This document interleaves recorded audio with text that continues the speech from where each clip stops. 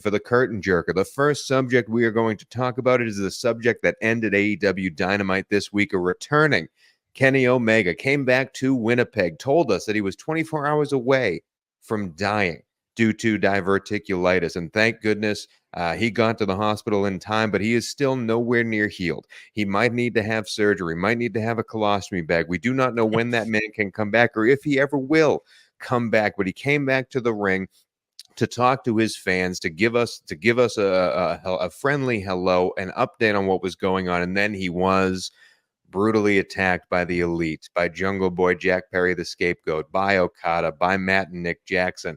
FTR came out and tried to save him. They were unsuccessful in it. And Kenny, we talked about this last week, Bob.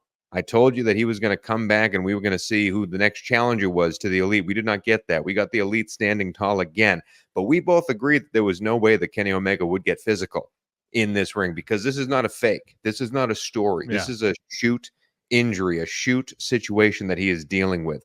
And he took multiple shots, not just to the head and neck area, but to where you're not supposed to take any shots whatsoever when you're dealing with this. During this segment, were you at any point a little bit fearful for Kenny Omega, the man, not the wrestler? Yeah, of course I was. It's just especially like, Kenny Omega, I feel bad for him. The situation, but the crowd loved him in Winnipeg and he's got a great hometown reaction. But yeah, I did fear for him. I felt bad. I just don't want him to be injured. They cannot afford any more people on the shelf any longer. I would have preferred that him just send in a video just to play it safe. Hey guys, don't worry about it. I'm on my couch. Here's my colostomy bag right here. I'll be back in a few months. That's what I would have preferred. But what we got tonight, I thought was well done, given everything that's gone on in the company. Obviously the Young Bucks will never be for me, but this segment tonight I thought was very well done and something that they really, really needed to follow up well after the Tony Khan attack. And I thought they achieved that tonight. How about you?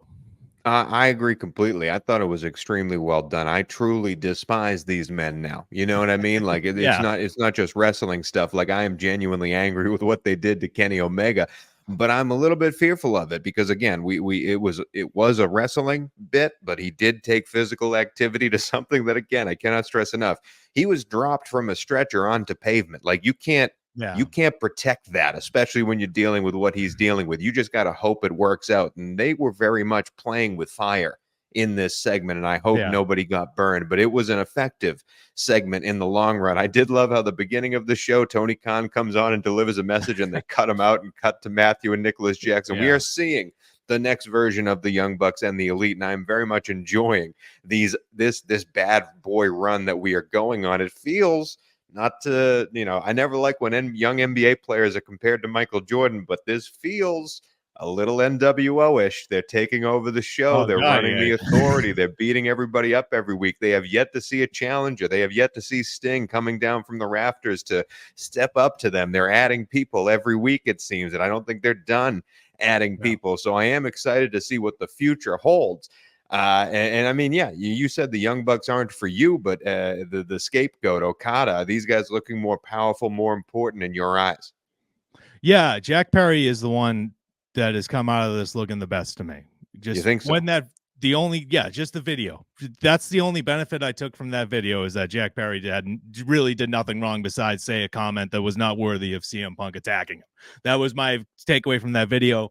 So Jack Perry looks like roses and he's getting the reactions and he's got that evil smirk down. And that's such an important thing. Every time he looks at the camera, he's got that bastard jackass evil smirk. Yeah. That is great. And the only thing I would have changed about this segment really is when you said that they tipped over the stretcher onto the pavement, I would have just filmed like a rental car smashing into the ambulance without Omega in it, just to write him off television. Because you already said like another couple months, and if Jack Perry driving the rental car would have been hilarious too. Yeah, that would have been epic. But I am looking forward to Okada versus Omega. They teased that tonight. He said in a couple months I'll get back. I don't know if that'll be for that Continental Classic Championship or whatever. Maybe make that important. But overall, I thought this was a killer way to end Dynamite and roll over into the start of Rampage, which I immediately shut off after the Omega segment. It was a very well done segment, and I didn't realize how much I missed Kenny Omega. I guess he's one of the guys that I do not despite he's not overly goofy. He can be sometimes, but I thought his promo was sincere tonight, and he sold the attack well. He looked like he was dying on the pavement. He was in so much pain. So kudos to them, and overall, just a very good segment. Yeah, you said it right, man. I absolutely missed Kenny Omega on my television screen because the man, like Will Ospreay, is appointment television every time he's on the screen, especially when he's in the ring. And sometimes on the microphone, he's not the best promo. Not everybody is, but you love him for what he can do in the ring. Tonight, however, I thought it was one of the best promos he's ever given. And it did feel sincere. It did feel real. And then the attack afterwards was all that better because of it. FTR coming out to save Kenny Omega or protect him. That was interesting to me because, again, FTR is obviously always opposite of the Young Bucks, and I guess they are good guys or playing baby faces as much as they can the past few weeks. But are we to see FTR again be the ones to step up against this team? And they got the crap kicked out of them, so they're going to need some help as well. Who would you like to see sort of side with FTR here to fight the Young Bucks and Okada and Jack Perry, and don't say CM Punk? Well, the whole time I was watching this, I was like, Jesus Christ, this feud would have been awesome if that was CM Punk in the ring instead of Kenny Omega with this whole storyline. But it is what it is. We can't change history. I don't know. Powerhouse Hobbs is injured. I'm just trying to look at the roster for people that I just are just fading into nothingness. So Ricky Starks, is he alive? Like one of these guys that we haven't seen in a while. Looking at his tickets to Connecticut. Jeez, like make someone into a star and align them with FTR. Make someone we haven't even thought of is what I want to say. We've seen enough of Shibata, Jericho, all these people. Like, give me someone new.